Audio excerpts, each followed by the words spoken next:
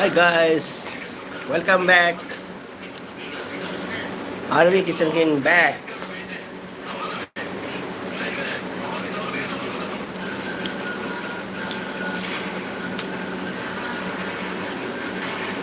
दारू नहीं पीना ये लाइव है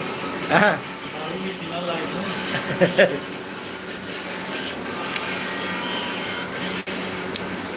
Rosie Kondram. Hi Rosie, बहुत मतम कुछ बगी Tunga Rosie. I get bid la bid amagda. Thank you so much Rosie Kondram. Come back from Hi Amba. LB first time. Okay, thank you so much. Come by LB the first time la bid amagda. Isay Yamba masaglo. Isay Yamba isay masaglo. Come by. Live đi sẽ có gì đi vào chắc là chắc là đó riêng cái con trai đâu kìa rồi cái mà sẽ một mình sẽ cái LP thì chắc phải xây được sao lại đó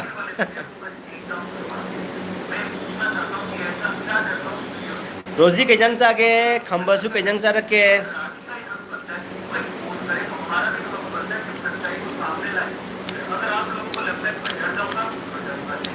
Rosie को नाम सो डाला भी okay Rosie sakal sakal aduh aham mai trong isi sak lagi kau Rosie su taro khamba su taro ko ini Hawaii chai dana bi oke khamba na iyamba mong tai he thank you so much aduh isi jauh lagi mai trong isi sak ko ta hau de he kana gi no samji gi gulab to ngarang khamba na kai no mummy scale bi da aduh isi da choice to ki bani do sakla wai na do kana na sakita ba male mummy se kana no khamba na da kana na mandri choice to ki bani koi sei do ta hau re he kana ki no samji gi gulab leinam su cheli bini leinam su kuidri bini ta hau re he kana ki no samji gi gulab okay blue pig ko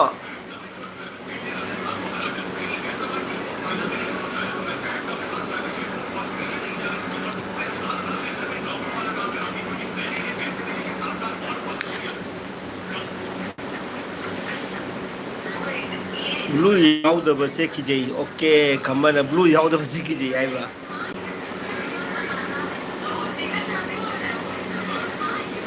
okay khamba na ai horen sak to ni somi gi do ai na choice to mi okay ha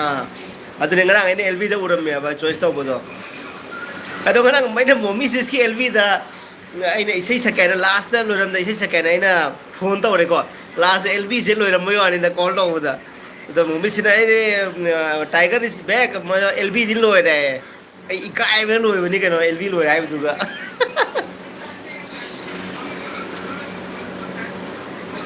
khamba ya ma tiger to ya ma mani tiger do ai ni bro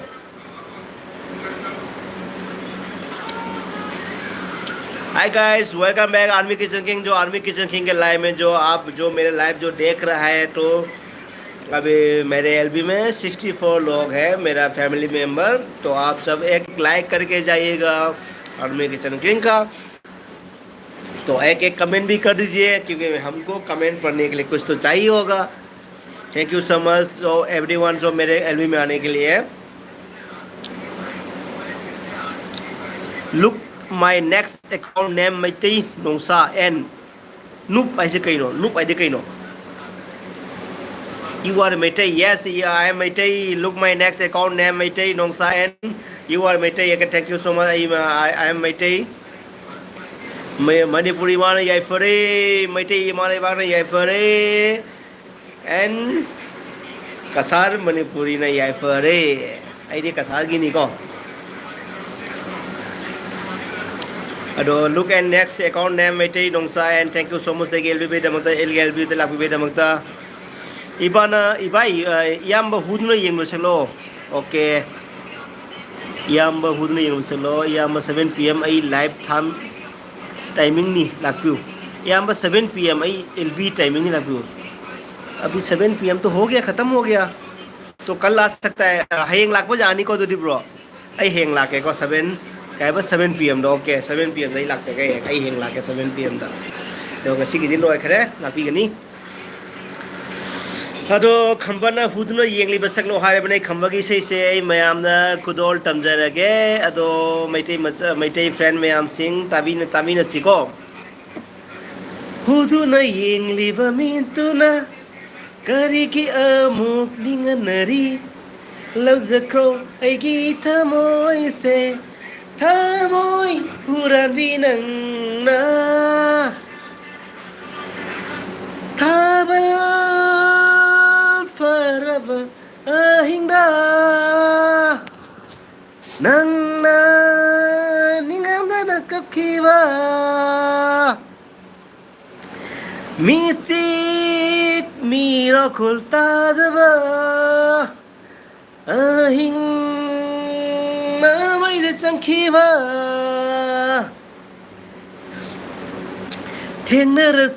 lam hi lam hangda icham samna nangai kauna siko kauramu tamo kaida no khumlam ge ichal walking ni huduna yengliva mituna karigi amu keninganari lauzakro aigi tamoi se tamoi huran winang na asi akhoi pakhang oi na jam saklam bisai ni ko ai gi favorite sei ni ko aina metron gi sei da aina favorite bisai ni huduna yeng ni ba atai su lei ri ado akhoi na pakhang oi na asi jam saklam ni khamba bro ado Vijaya su rami na Vijaya ki comment nu rami Vijaya money like done thank you so much money bro Ajay Devgan agi LB de lak pubeda makta thank you Vijaya family kupak pure clap Vijaya family thank you so much sister khambana thank you khambana su jam thagar pire gi sei sida khamba thank you so much money wa id kauni ko lambi da phangna su rabi bro money bro okay khamba ek mon wow tayam wa thank you so much look next look my next account name maiti nongsai done hanjus hai hanjans है भापता आदरे भाई bro कहीं है ना भापता आदरे look my next account में T भापता आदरे hanjans है इगी इसे अम्मा सकलो ओके मनी ब्रो करम इसे चलोगे किंग ब्लू पियो ओके पीगे ब्लू पीगे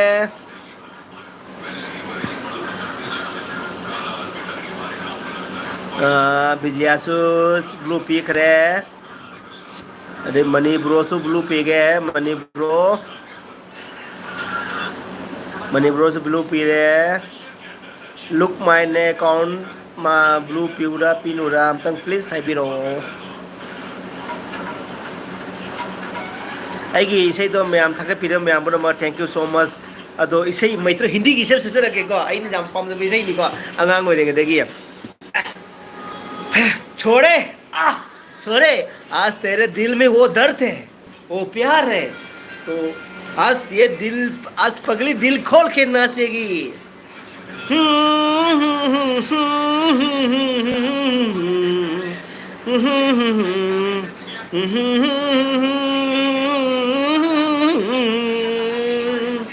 भूले न जाना भूले न जाना भूले न जाना परदेसी परदेसी जाना नहीं मुझे छोड़ के परदेसी मेरी यारा वादा निभाना परदेसी मेरी यारा वादा निभाना परदेसी परदेसी जाना नहीं मुझे छोड़ के मैम इसे से लोरे अदु कमेंट नु जेंगे को मटेक मैम कमेंट से लोइना पादना साउबी गनु को आर्मी किचन किंग दा खंबाई कई मठल चागे कैसी कदाइनो ब्लू पियो किंग औचा बिजाबे बिजिया दे ब्लू पिंग जेट मनी वो जीता था जिसके लिए मरता था जिसको सगलो ओके मनी ब्रो ने इसी चला के को मैते ने बा हंजू नहा मैं लुक मैन अकाउंट नेम मैते नुसा ने बा हंजू नहा है बे सही से इसी से खंग ए ताद्री ने bro ngakpi gani ko ngakpi gani sawa ya de asi se ya mutadri ya khamba ek pam yam manipur gro yam khamba ek pam bro ai kasar da gini mani bro ne bijia kai matel chage mani wana khamba kai matel chage look my next account ne maite ne ba hanjuna ha ai ba ko bijia ben look hello hai manipur gi duga look hello hai re aduga hanjuna ha bro money Elisa okay look at my neighbor please no magichara ibung tiger luxury thank you so much no magichara bro so hai ke sister so hai ke ko lakbi mina thank you so much agel bi lakbi de makta no magichara my tay please nongsa my tay neighbor please isai do bro I khangba ngamdre duna nei khangba ngamdre khangadi sakani soidana Manipur खंबा army से इकोई मना की नी money bro ना hide कोई मना की नी खंबा money bro कोई मना की नी नोम की सरा like done thank you so much खंबा एक पम याम ngawre साउंड दिबे सकलो खंबा ngawre सोना दिबे ओके अदु सकला के को अदु सके चारे केएमसी बिजियाना याम कई लमदैनो खंबा याम कई लमदैनो याम से एंगोंद्रो मनी ब्रो द्रो आईडी कसाडगी नी ब्रो मनी मुबान आईडी पानी रोम्बा खाजिंगा थोंबा थांजिंग अमेटपा ओके थांजिंग फंग्रो जी ब्रो वाओ नाइस सॉन्ग बिजिया family sister thank you so much इसे हंजुंगा सॉन्ग प्लीज से हंजुना हा ब्रो इस सॉरी खंगद्रे को इसे जंगा भी गनी को इसे खंगबा ngamdre खंबा नोक्सले खंबा को नोक्सले क्या बात है खंबा नोक्सले मनी मुबाना जीता था जिसके लिए मरता था सगलो सके ब्रो खंबा से नोक्सले बिजय मनी हाउनी कोडी थांजिंग चाव फंगद्रे बिजय वाओ खंबा नहीं रे नो मैचरा नोक्सले खंबा एक वाओ हंजुना हा सॉन्ग प्लीज ने मैटे नोंसा ब्रो हंजुना सॉन्ग खंबा ngamdre ko ai mitiro ni sei je kuire bata da bai 2010 dagi na ai na mitro ni sei tarak dire ko ai 2010 gi mamang da khoi mitron film jaha release ogi bo adu ti loina tari jeng lai ko ai 2010 gi matung da thorok pa mitai sei ai dom ta ba ngamdre khambai pam yamo tiger nei re thank you so much sare ta bro ai ko nei re kham bija me sare ta bro ai गुली सीधी मई ने okay no में चला okay गुली में नटले बने तो गुली में हमसे तुम पाई रही हो हाँ नो में चला खंबा एक पम नहीं रे टाइगर बिजिया खाजिंग हो बनी ngawre सोनरी बदल सकलो खंबा की से सकला के दोगी कोई अजय देवगन मनी ब्रो की सकला कनी को अरे कमेंट से ले पाके दू दिया ngawre सोनरी बदल सकलो सर्च तो वाई को नोंसाना सर्च तो वाई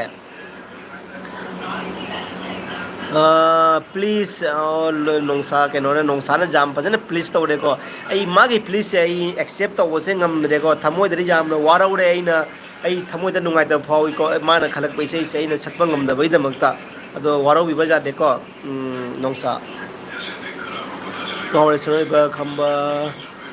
नोमे चरा खंबा इस कमेनी म्याम लेको इस अदो फरे अजय देगन की से जब सा लगे हां को अदो बदन खंबा की से जीता था जिसके लिए मरता था ऐसे जैसे कोई लड़की थी मैंने जिसे प्यार करता था जीता था जिसके लिए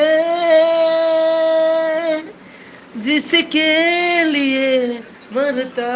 था ऐसे जैसे कोई लड़की थी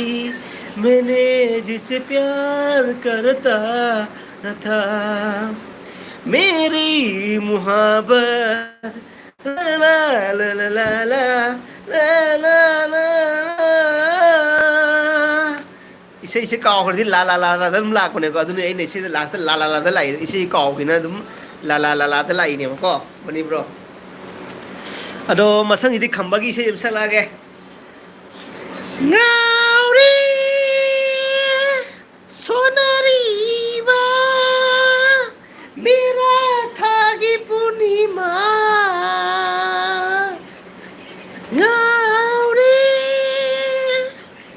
sonariba mera thagi punima bắn này kìa dरवाजा bắn này अदो इसे आई ngori sonar beze khamba bro ai ise sik tani ko pare jam ri pha de do bro gi request ki matung ina ina line ama ne dum saja re ko waro baza de thank you so much ai gel bi da ai ise source to bi na mata अदो mayam pura mai gel bi de la pura mayam pura buzu sa ka chare क्या चीज ठंडा पानी नहीं आया omelette मांगा है omelette के लिए फोन किया था यार ऑमलेट के लिए फोन किया था यार लगाएगा ना अभी खाना खा रहे हैं अरे इसलिए फोन किया आप क्यों नहीं उठाया फोन क्या बना के लाएंगे कुछ हाँ क्या लाए फिर पी लेंगे कौन सा महाभारत है हाँ अरे नहीं यार मजा नहीं पी ले यार थोड़ा अरे, एक खाना खा लिया। एक लगा ले खाना खा के तो खाना मैं भी खाना खा के एक लगाया दोस्त के खाली लगाना तो पड़ेगा ना लव यू सॉन्ग सकलो लव यू खंबा एक बार love I love you song सकलो आई लव यू सॉन्ग करम नो bro Khamba bro I love you song से अदो मयाम पुरा मन सुसा आई इसे था मनी ब्रो खंबा याय फरे सबना थागर पिरे को पुरा मन थागर पिरे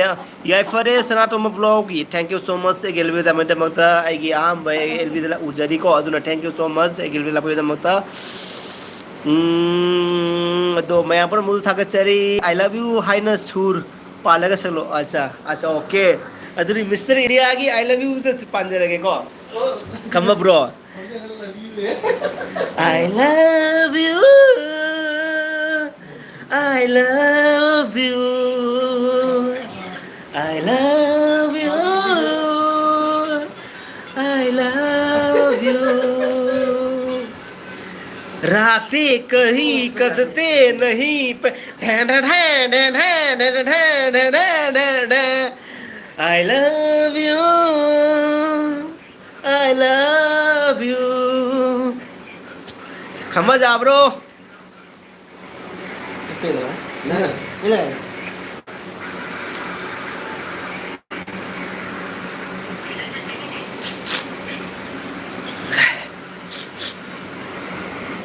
मनी ब्रो लेडीबो मनी ब्रो से लेडीबो मैं आप में लेडीबो वाओ वाओ अदो इसे हम लगे को खम्बा ब्रो टाइगर ब्रो मनी ब्रो ले इसे मसल लगे को येंग लगा पेंजर लगा थमोइना अइने पामजब एक्टर नी मणिपुर की ओइना काइकू आरके सोमेंद्रो काइकू मा अइना पाखंग ओइना आरके सोमेंद्रो की स्टाइल ले कॉलेज कारंबा इसामक काइकू सारगा कॉलेज ते लेजरम इसामक नी अदो कॉलेज ते इसे इसामक इसे कॉलेज ते मैमने लब गुरु हाइना जो कंगनै अदुगा हिंदी दायगना सलमान खान ने सु मैमने खंगनै मेट्रो नारगा काइकू ने जो खंगनै को अदुना आई काइकू की से मससरके काइकू के एल्बम गे टाइगर आई हेड यू सकलो आई हेड यू ओके खम्बा कुफेट काफेट सॉन्ग प्लीज कुफेट काफेट मिटे ने बा नोसा मिटे कुफेट काफेट टाइगर पे से या थैंक यू सो मच अतो मैं आमै कमेंट से लोइना पादरे को इसे सपोर्ट होना बद को हरो बिबा जादे को मैं आम एन्जॉय तौसी को आइना सिदा हरमिसिनो येंगलगा पेंजरगा थमोइना येंगलगा पेंजरगा थमोइना होइगी रानी थमोइगी रानी होइगी रानी थमोइगी रानी नंतना लोइजरेने आइगी हो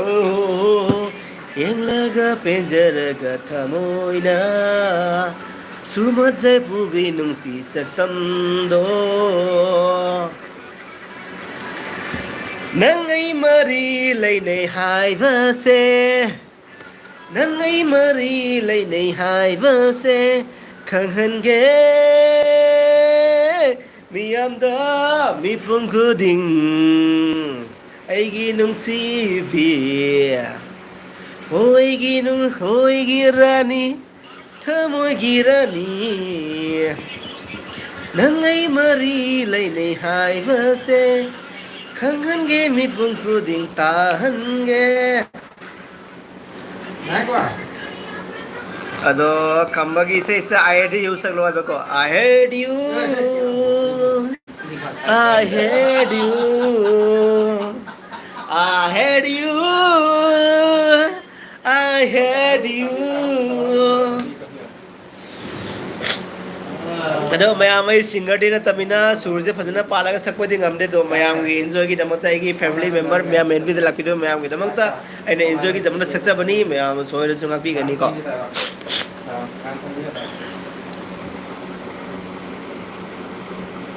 aisu kaku sakai ku sala me sami bro keno na mani bro na ba khamba tiger I had you saklo kufet ka pet song wa ya fare sana vlog tiger is back yai I love you I love you leirang na leikhok tai kendri ngai leirang no fulak ta kendri ngai jo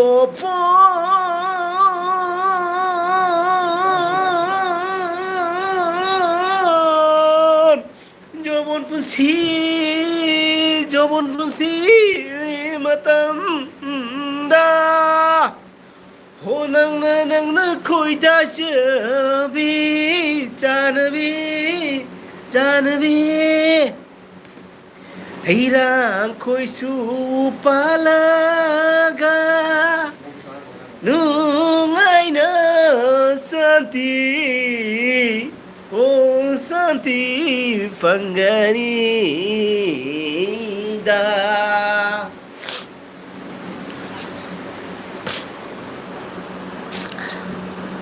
mayam lainaribo ai gelvis da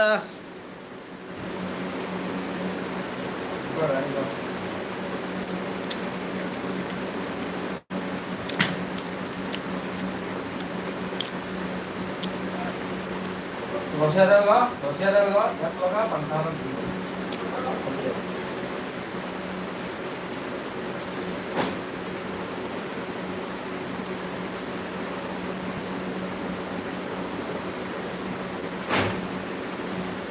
Pakai lagi tuh.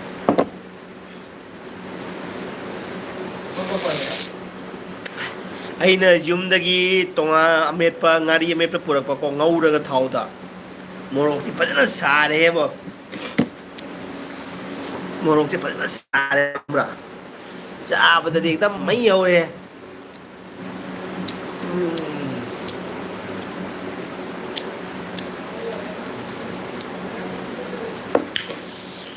mai yaure aigi inimbok na sabirak ba tonga ametpa ne ba inimbok na as inimbok so thagani ngai ni inimbok na mayani bagi da makta amet pi khogi ngari samudra gi ngari ko thumjak pi ngari do irisa tonga ne tilau sana thau tangora morok ka sana khapak pone ba ko aina lagam dai da aina morok salu hai bu ga ma laglam dai jai gi no ma mang na man ine bong keno khana ngora ga sabi bane ba so hore morok su sai ado asi se chara ga nuala ga khong ha ma thunda sa ba si de ba upai le te bang ngawri thunda bang ngawri ai ni upai le te chaba de hawa nuala ga ina wa ba si de ba kari hai ni o mayam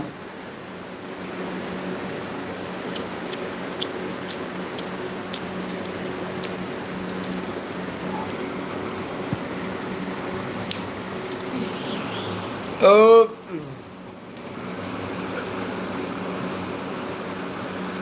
ngawre sonori ba salo kana no ngawre sonori ba salo ai se ngawre sonori ba asa si sakare लोग मैंने अजू भाई song तू है माही से करम से नम ज्ञान मिलता आते तो मुझे अजू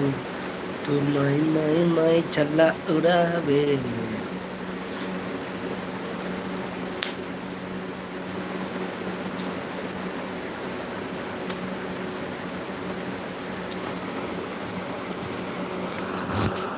Yaifare Sanatomba blog Yaifare thank you so much Sanatomba Manipuri mana Yaifare Imane ba Manipuri Yaifare Maitai khoi na Yaifare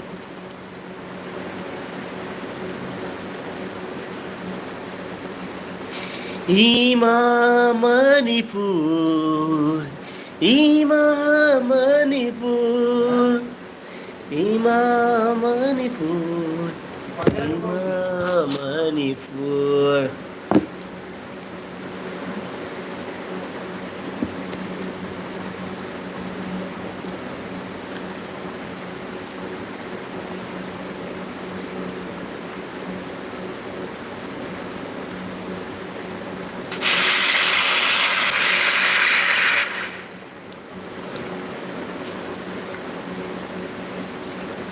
Love Guru Singer bro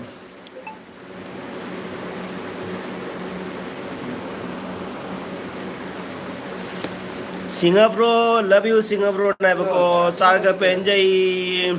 ade mayam ado ai gi sigadi lep khare na ai gi lb di lep khare comment mayam lai ne duga asa maya look my next maintain no sign Singer bro love you Guru Singer bro love Guru sarga penjai hello Guru sarga chat love Guru love you Guru kadino pardo ai gi di kaino cha kadino Pairido aigidi kaino cha acha cha love guru na kaino paido aigidi kaino cha okay love guru Ravi bro thank you so much love guru aigi ken live thadi ba mobile asida deina ai comment sing am ta laktre ba ko ado ina to ba mobile le jing de me am lai love guru Ajay kan ni khangi bro ai love guru chu da min khange comment chu dum khange la Ajay Devgan da mone ai ba thank you so much love guru ado me am gel bit love guru me am puna thank you so much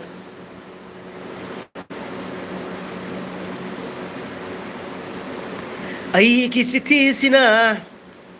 ai tapta jen da akoi oza tapta jen da gi se ma dum me am da dum tan je ko ai ki sithi sina Nangodi yamna kairadi Chithi amata tharak lanu Pida sumpiraga Pavidrava nang nadi ke dauruni He he he ho ho He he ho Ai ki chithi sina Nangodi yamna kairadi Chithi amata tharak lanu Pida sumpiraga Pavidrava nang nadi kaidoruni ho ho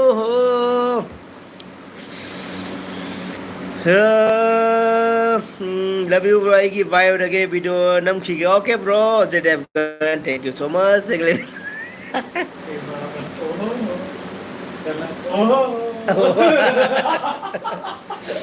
मैं रानू मंडल का गाना गाऊंगा रानू मंडल का गाना रानू मंडल जानते हो ना नहीं जानते रानू मंडल जानते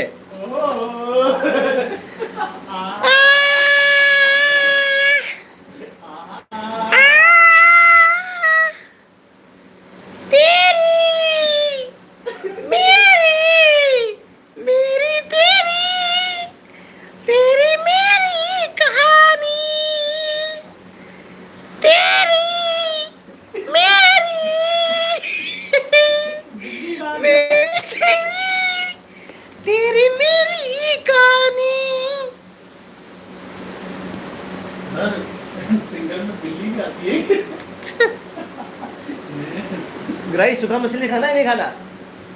हाँ ग्राई आप पबजी खेलते रहोगे क्या रात में पबजी खेलते हैं यार आप ये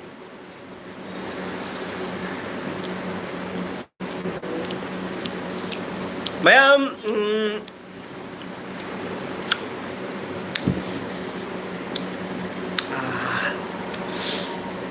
मोरोक्सिस है Ay bayo lagi ko may 30 minutes pare may